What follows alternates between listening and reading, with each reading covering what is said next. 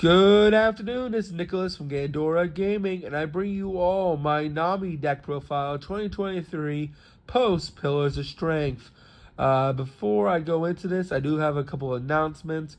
That for the channel itself, first things first, we just made the 700 subscribers.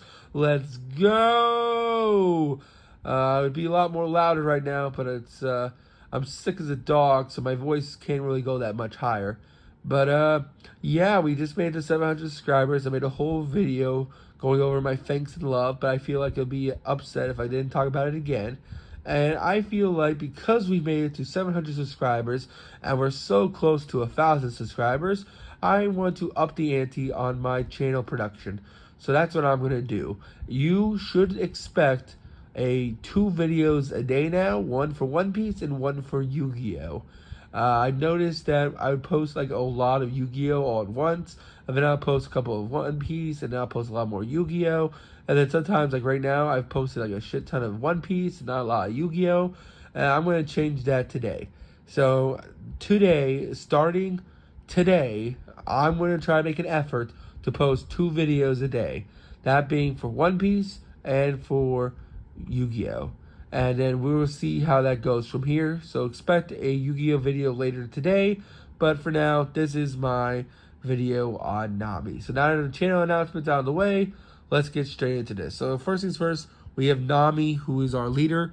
And she is absolutely cracked as a leader. She is the only alternate win condition in the game of One Piece. Basically, her leader ability is when your deck is reduced to 0, so basically when you mill your entire deck, you win the game instead of losing it according to the rules. Yes, she is our Exodia. She is our alternate win condition. And she's actually kind of busted. In the OCG, she was actually one of the best decks with Whitebeard. She was the only other color besides like yellow or black that could actually compete with red decks. Just because of the simple fact that she doesn't play with all the other colors like they should.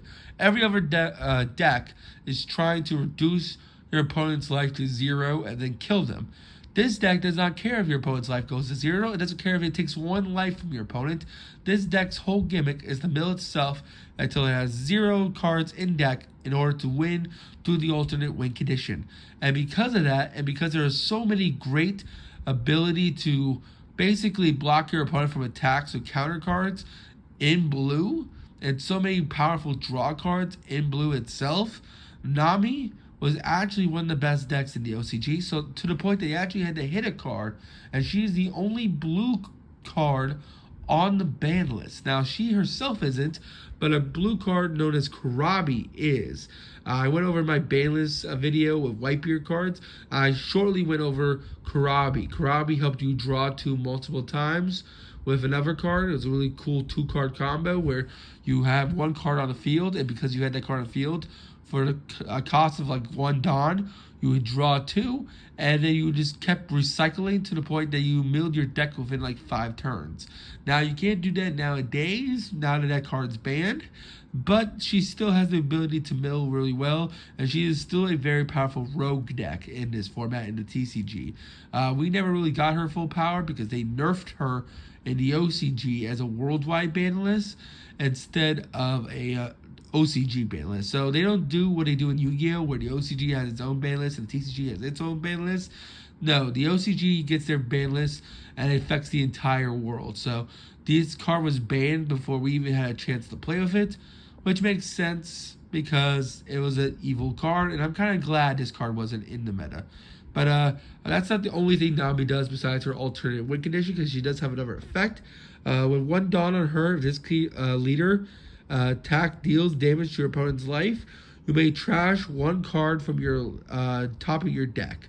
So basically, this card mills 1, which is really good, and overall is a really, really solid leader. Very, very powerful control leader, and is definitely still a scary threat in your TCG metas. But she's definitely not top 5 or 6 best decks. She's definitely one of the rogue options. But I feel like for my list, I want to go something different. I do want to mill my deck to 0, but I do want to have some offensive ability. The reason why is because one of the biggest issues with Nami is that she runs out of steam. Nami is great in the early game because you have so many counters and you get more Dawn and more Dawn, and your opponent can't really hit you.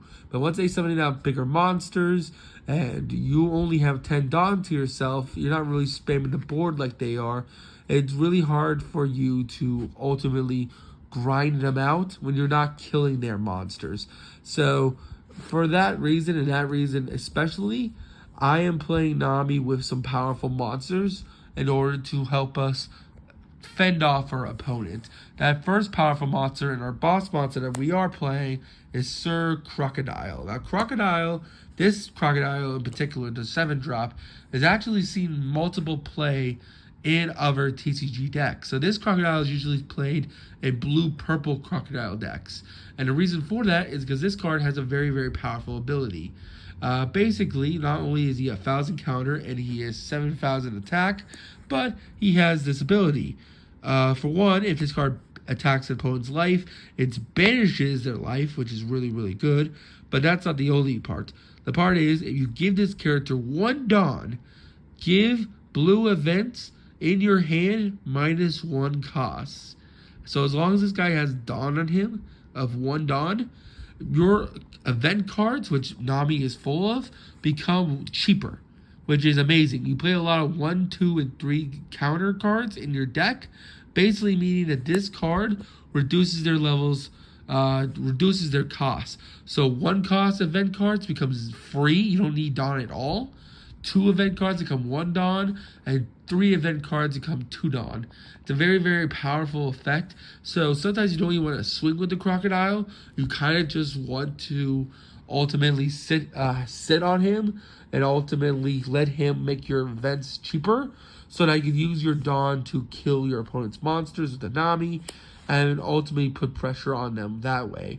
It's a really, really powerful card, and I think this is a must-have 4 of in Nami builds. A lot of Nami builds don't play this guy, but a lot of people at my locals actually have done well with Nami, and they have played Sir Crocodile. So that's where I got the idea from. So shout out to those people at my locals playing the Crocodile in their Nami builds.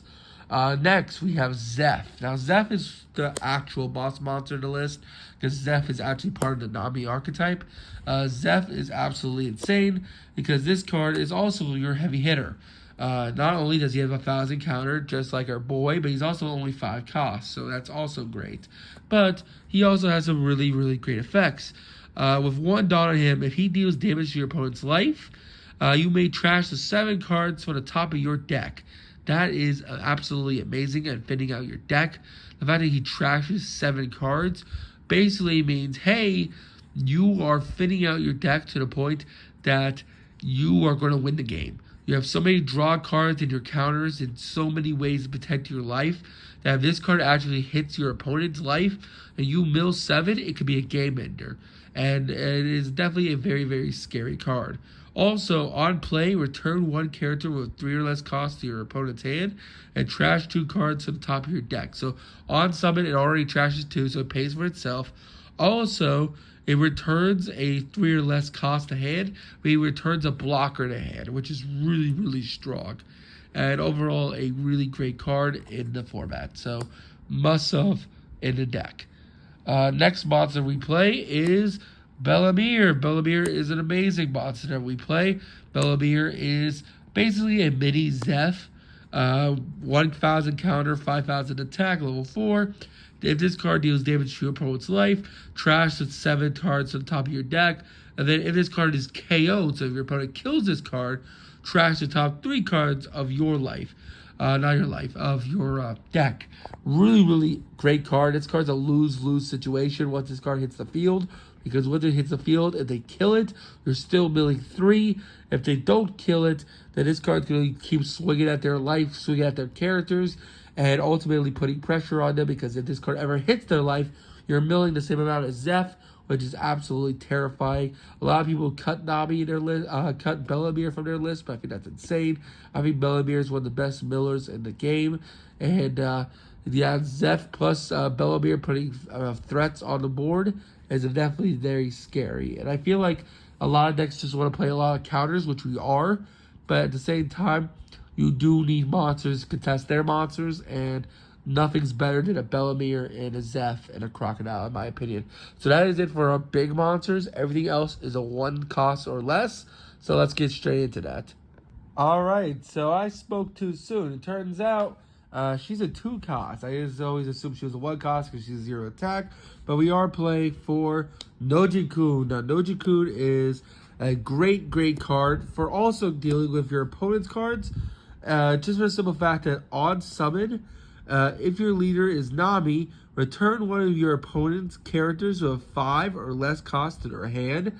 This is really good to every deck except red, for the simple fact that every deck has summoning sickness. So this card, putting back one of their main hitters, which is usually going to be a level 4, putting it back to hand is absolutely debilitating because it sets them back like 2 turns. Because they normal summon the 4, then you go cool, then on your turn you bounce it the 4 back to hand. So they gotta use Dawn to resummon the 4, and then they still have to wait a turn in order to then actually swing with that 4. And by then you have more Dawn, you might have another one of these in hand in order to bounce it back in hand again, and you just keep wasting your opponent's Dawn and stopping them from attacking your life with other than their leader. You can't stop their leader from hitting you, but you can't stop their characters from hitting you if you keep balancing their lower level characters in their hand. Really powerful card. Must have 4 of in the deck. For our one-ofs, for our level 1s, my apologies, we're also playing for Kaya. Now, Kaya is absolutely stupid. Kaya is our best card in the deck and really great card in general. Basically, this card says, on play, you get to draw 2, trash 2 from your hand. So this card is absolutely insane and is a must-have in the deck. Also, it's a 2,000 counter, so if you have to, you can't discard her. But you're actually playing her for effect instead of a 2,000 counter, but you can use her as a 2,000 counter. What's really good about Kaya is they have multiple ways of putting it from the field back to our hand. For example, Zeph returns any card that is 3 or less back to the hand. That includes Kaya. So you can return your Kaya or your Najiku back to hand, resummon them, and they get their bonus effect. So you're going to get the draw 2, trash 2, or you get the Najiku bounce level 4 or level 5 or lower. Really powerful effects overall. And then finally, we're also playing Mr. Bones. Mr. Daz Bones himself as our final monster. He is pretty good. Basically, on play, add 1 blue event card with a cost of 1 from your trash to your hand. So he adds your blue event cards with small cost. Really great card. Helps you recycle the really good Desert Spada cards. And ultimately, he is really good in general. So you want him because him plus Crocodile basically means your 1 cost event cards that you're getting from graveyard become 0 cost cards, which is absolutely insane and helps you just have free advantage overall. Next, we are playing 4 Desert Spadas. Now, Desert Spada is usually seen in Doflamingo decks, but in other blue strategies. But this card is extremely good in this deck because not only is it a trigger, draw 2 trash 1 from your hand, but also this card gives a leader or character 2,000 power during his turn. Look at the top 3 cards and put them in whatever order you want.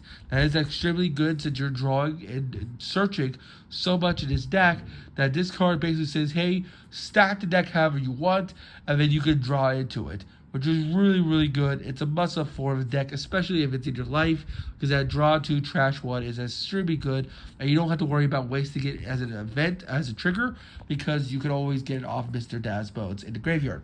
Our other level 1 event cards is Usopp's Rubber Band of Doom. I think it's one of the funniest cards, for a simple fact that it says Usopp in a rubber band. But basically, it's a 1 counter. One leader or character gains 2,000 power during the battle. Then trash 1 card from the top of your deck, which is really good. And then you can also, if this is in your life, draw 1 card, trash 1 card from your top of your deck. Really good. Helps you fit out your deck. It's basically a draw 2. Really good card. And then finally, for our last 1 event cards, we are playing Gum Giant Gravel. Giant Gravel is really good. You can trash 1 card from your hand up to one of your opponent's leaders gains 4,000 power. And then during the battle, then you can trash 2 cards from the top of your deck. Really, really amazing card for 1 cost, and with Crocodile on field, it's a 0 cost. So imagine having 0 Dawn and you just get 4,000 power all of a sudden.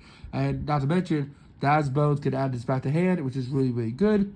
Also, this has a trigger effect to return 1 character of 4 or less costs to the hand, which is really good. You can bounce your opponent's cards, or you can bounce your cards. Really, really great card. It is very annoying in your life. If only Nami can stack life like the yellow decks could, but this is still really, really solid. Next, we have 3 Overheat. Overheat is a really, really great card for the simple fact it gives 4,000 power to either your character or a leader you control, and they return 1 character with 3 or less to the owner's hand. Really good at putting back your opponent's blockers, which means your Zeph can swing at them and actually do damage, or your Bellamere. But it's also good at returning these guys back to your hand in order to then play them again. And then if this is in your life, you trigger, return a 4 or less to the opponent's hand, which is another, it's basically her on legs. This card's really, really good.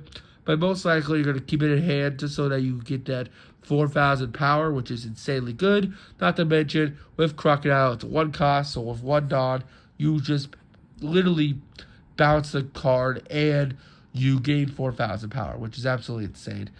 Blue has some of the best event cards in the game. We also have Love Mellow. I think this is a really, really solid 3 of. Yes, it is a way to draw cards, which is absolutely insane. My biggest issue with Love Mellow is that it requires you to have 3 or less cards in your hand. Basically meaning, yes, it is a gain 4,000, but you're not going to have 3 or less cards in hand that often unless you're down bad. So that effect, the draw one, usually doesn't come up. So I felt like it was good as a 3 of, and it's good as a 3 of. Alright, so now we go into our 3 cost cards. We play Deathwing. Deathwing is an amazing card. Basically, your opponent, up to one of your leaders or characters gains 6,000 power during this battle. Then you draw until you have 2 cards in your hand. This card is really, really strong, especially if you're low on card advantage. But usually you're just using it for 6,000 power. Not to mention, if this was in your life, you could trigger return a character with 7 costs from the hand, which is really, really good at bouncing their 7 cost cards.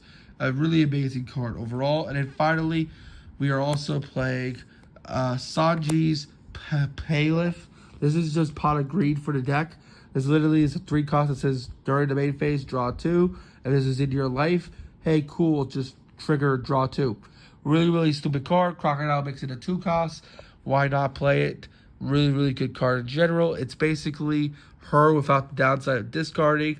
So you gotta play it. Really, really good card in general. And that's really about it. I hope you all enjoy. And I hope you have fun trashing your people at locals by building your entire deck and saying, I won.